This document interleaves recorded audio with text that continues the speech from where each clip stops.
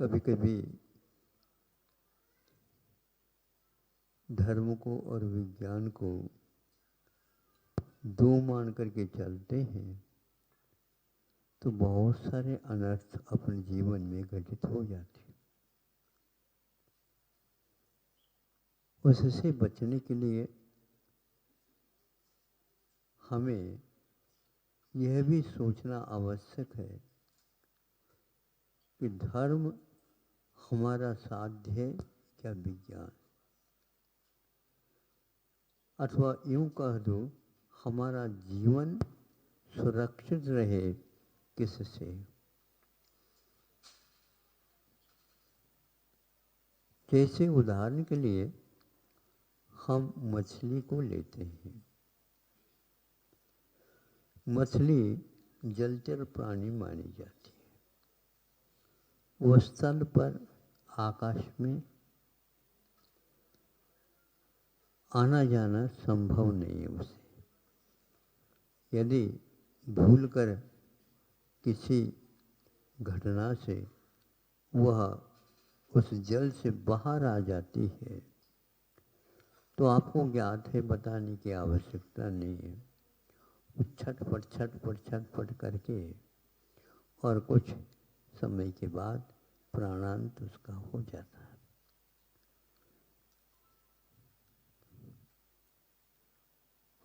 आपको पानी में डाल दिया जाए तो छटपट छटपट छटपट करके आपका देहांत हो जाता है। दोनों के जीवन के साथ तुलना करने से कमी कहाँ रह गई। मनुष्य भी मरण को प्राप्त कर रहा है और वह भी मरण को प्राप्त कर रही है। दोनों के स्थान पर जल एकमात्र माध्यम। मनुष्य का पानी में प्राणांत क्यों होता है, इसके बारे में सोचने की बात है। और मछली का बाहर में मृत्यु क्यों होती है, ये सोचने की बात है। विज्ञान इसके बारे में बहुत कुछ देता है और वह धर्म को स्वीकारना नहीं चाहता। धर्म को स्वीकारे बिना कोई प्राणी जीवित है ही नहीं, लेकिन उसको हम दूसरी तरफ से विपरीत दिशा में ले जाते हैं। मनुष्य इसलिए मनुष्य को वो प्राण के समान है। जल के बिना मनुष्य टिक भी नहीं सकता। भोजन के द्वारा नहीं टिकता। भोजन के द्वारा यह शरीर चलता तो है, यदि उसमें जल न हो तो अनेक प्रकार के रोग होकर के वह बहुत जल्दी मृत्यु को प्राप्त होता है। तो उसको जल में डालने से मनुष्य को इसलिए मरण होता है, उसमें जल तो है लेकिन प्राण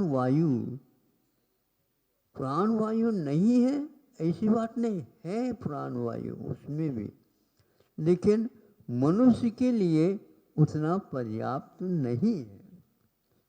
ये मुख्य है। तो फिर क्या करें? तो जल में जाएगा तो मरण करेगा। वो पनडुब्बी वगैरह जो बनाते हैं वह इसी आधार पर वहाँ पर कैसे रहते हैं, इसका प्रबंध किया जाता है।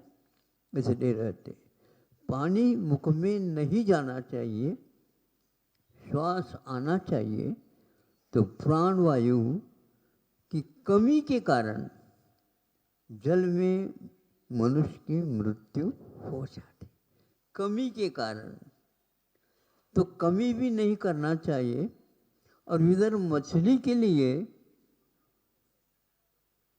जल का अभाव हुआ इसलिए नहीं, जल का अभाव हुआ इसलिए मृत्यु नहीं होती, किंतु प्राण वायु के अति के कारण मृत्यु हो जाती। हाँ, अनुपात चाहिए, क्योंकि जल में वह रहती तो है, लेकिन अनुपात से उसको प्राणवायु मिलती है, अथवा उसके कंठ में इत्यादि में ऐसी संरचना है, उसने ही में से वह वायु को, प्राणवायु को अपने पेट में ले लेती है। जल उसमें प्रविष्ट नहीं होता, इसलिए वह जीवित रहती है।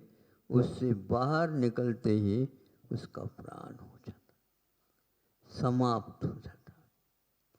इसको विज्ञान के माध्यम से समझ लो या धर्म के माध्यम से समझ लो, दोनों से आप जीवन को सुरक्षित रख सकते हैं, रखते आए हैं। किंतु आज हर बात पर साइंस कसना चाहता है। कसना का मतलब कसौटी से, लेकिन कसौटी से सोने को कसो, लेकिन इतने कसो ज्ञान हो जाए उतना पर्याप्त है। किंतु हम बहुत कसते हैं तो उसका अपव्यय हो जाता है। हम नहीं कसते हैं तो जीवन समाप्त। विवेक नहीं रखते, इसलिए ऐसा होता है। तो धर्म को मानने से हानि होती है, ऐसी धारणा छोड़ देना चाहिए, क्योंकि नहीं है तो प्राणाय तुम समाप्त तो हो गई। आप घबराते हैं जब रोग होता है, तब ज्ञानी लोग रोग से पहले बचते हैं, तो रोग से डरने की कोई आवश्यकता नहीं पड़ती। बचे क्यों? तो बचे नहीं है तो मरो, पक्का है ये। तो मरण के साधनों से आप बचो। अति भोजन करने से भी जीवन की मृत्यु हो जाती है। नहीं भोजन करने से मृत्यु नहीं होती, फिर भी वह 1-1 महीने 2-2 महीने टिक सकता है। लेकिन अति करेंगे, बिल्कुल ऊपर तो जाना ही है। ऊपर ही क्यों जाता है, नीचे भी तो जाता होगा, लेकिन यह एक रिवाज चली है। मनुष्य अपने आप को बचा देता है और धर्मात्मा मानता है, नहीं सभी को आप स्वर्ग ही भेज दीजिए। अरे कह तो रहे ना, ये तो बोलने में आ रहा है, वस्तुस्थिति क्या है। इसलिए हमें धर्म कर्म विज्ञान की बात मैं बाद में लेता हूँ। कर्म विवेक पूर्वक होता है, उसके साथ जुड़ जाता है। मनुष्य के लिए लिया जाए तो अपव्यय कहाँ होता है। अब देख लो, माँ दूध पिलाती है और वो बोतल से पिलाती है, उसके लिए सामने एक टूंटी जिसको बोलते हैं वो लगाए हुए रहते, रबड़ की रहती है आपस में। अब बच्चे को उसके मुंह में दे दिया उसको, और वो पीने लगा, तो उसको ठसका लग गया। ठसका क्यों लग गया, अभी तक क्यों नहीं लग रहा था? तो वह उसके छेद जो है, टूंटी का छेद ज्यादा बड़ा हो गया, तो उतना वह ग्रहण करने में सक्षम नहीं था। तो दूसरी टूटी लेकर के छेद छोटी रखी, तो उसके द्वारा अनुपात से उसको जाता है। कोई भी चीज अनुपात से उपयोग में आना चाहिए। अब इतना आज इसके बारे में आग्रह हो गया है, ये गलत बात है। एकदम बहुत सुराख कम छोटा रखते हैं तो भी दूध अनुपात से नहीं आता, तो भी उससे उसको दुख होता है। अनुपात से करिए, ये देखना आवश्यक है। हम हर क्षेत्र में जहाँ पर सुरक्षा होती है वहाँ पर तो अनुपात लगा देते हैं, लेकिन विषयों के सामने आ जाते तो अनुपात समाप्त हो जाता। पंचेंद्रिय के विषय हैं, एक प्रकार से इसमें भी सुख होता है ऐसा आपने अनुभव किया, लेकिन अति मात्रा में है तो वह जहर माना जाता है। जहर से बचना सब लोग चाहते हैं। आज जहर से बचने के लिए विज्ञान कहता है ये जहर है, ये जहर है, लेकिन उसी को वह खा भी रहा है, पी भी रहा है। असर क्या पड़ेगा उसका? आप लोगों का असर कैसे पड़ेगा? कल भी कहा था, आज भी कहना चाहता हूँ कि वह जहर होते हुए भी, जैसे सिगारेट है, सिगरेट पीते हैं लोग, पानी जैसे नहीं पीते, सुर्खी लेते हैं। अब उसके एक तरफ ये लिखा रहता है पॉइजन है। अब उसमें विशेषण हमने एक बार पढ़ा था, स्वीट पॉइजन। हाँ, अरे मीठा, मीठा जहर, मीठा जहर ज़्यादा खाया जाता है, कड़वा जहर औषधि के रूप में। ये विवेक विभाजन क्यों किया? क्योंकि मरना नहीं, लेकिन यह नहीं मालूम यह सिगरेट के पीने से भी मृत्यु होती है, भयानक रोग के निमित्त से मृत्यु होती है। आज सरकार भी इसके बारे में पॉइजन के लिए भी आज्ञा दे रही है। ये गलती आप लोगों की है, इस प्रकार की सरकार को चुनाव कर दिया आप लोगों ने। ये गलती आपकी है, सरकार और कोई वस्तु नहीं है। कहीं महाराज सरकार मानती नहीं, हम क्या करें? आप ही नहीं मानते, ऐसे व्यक्तियों को आप वोट क्यों दे? वोट क्यों देते हो? आपका कर्तव्य है, वोट दे दिया, 5 साल के लिए छुट्टी, ऐसा नहीं छुट्टी। यह तो एक प्रकार से निगरानी रखना चाहिए, जिनको आपने भेजा है वो क्या काम कर रहा है, कैसा काम कर रहा है, गलत है क्या नहीं, सही है क्या नहीं। यह आप लोगों की कमी होने के कारण वो ऐसा कर रहा। इसी प्रकार हानि कहाँ कहाँ पर हो रही है ये देखना आवश्यक था। उसमें अपव्यय बहुत बड़ा काम कर रहा है। हर क्षेत्र में हम देखते हैं अपव्यय एक प्रकार से रईसी का लक्षण हो गया। ये बहुत अच्छे हैं, कैसे कैसे पैसा जा रहा है इसलिए। उस पैसे के कारण दुरुपयोग यदि करता है, हानि कितनी हो रही है आप देख लो।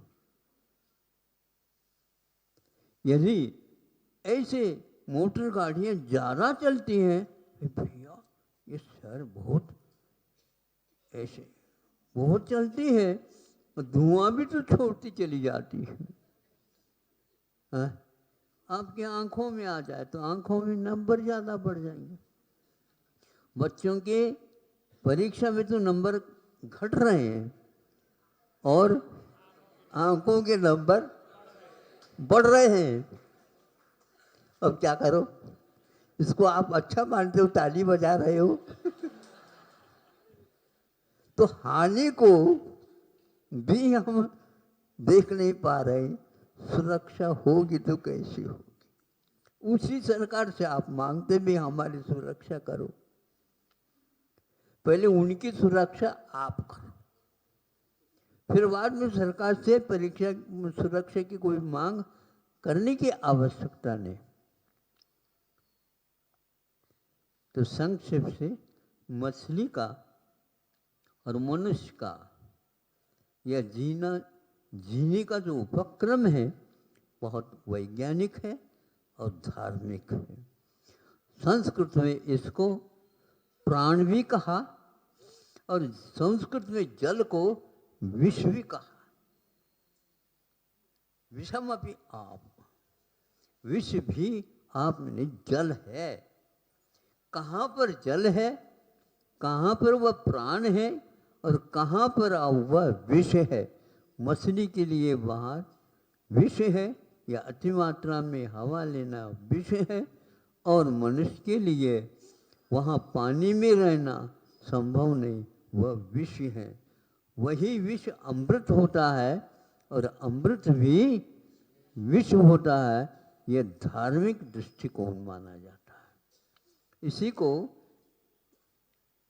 संतों ने अनेकांत, दयामय भाव, विवेक, वेद विज्ञान आदि आदि शब्दों के द्वारा घोषित किया है, और हम लोगों की सुरक्षा के लिए उन्होंने इस साहित्य का सृजन किया।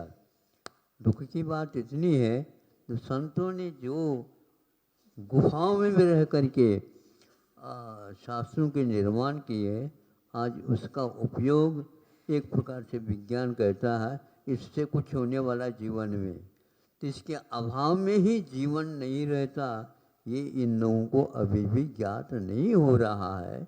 इसलिए ये हिंसा है। हम अति अपव्यय जिसमें करते हैं वो हिंसा है। इसलिए पैसा आवश्यक तो है, लेकिन आज जैसे पैसा आवश्यक नहीं है, क्योंकि आप लोगों के पैसे के ऊपर तो छापा मारी जा रही है। क्या मान करके मानते हो मुझे बताओ? इधर अर्जन भी करो और उधर पुलिस के द्वारा उसको छापा भी डालो। विशेष प्रबंध के साथ छापा डाला जाता। बताते हैं, समय आपका हो गया, इतना ही बता देता हूँ, आप आगे का समझ लो ये क्या अर्थ निकलता। अर्थ अनर्थ होता जा रहा है। अर्थ मैंने पैसा होता है, अनर्थ मैंने दुरुपयोग होता है। अनर्थ घटित होना नहीं चाहिए और अर्थ सही निकलना चाहिए। अर्थ सही निकल जाता है तो जीवन बहुत ही सुखमय बनता है। इसलिए पुरुषार्थ को भारत में मुख्यता दी है, लेकिन विवेक के बिना वो पुरुषार्थ लक्ष्य तक नहीं पहुंचा सकता। अहिंसा परमो धर्मः। चलो है अगर गुरुवर का सानिध्य पाना तो विद्यासागर.गुरु पर जरूर आना।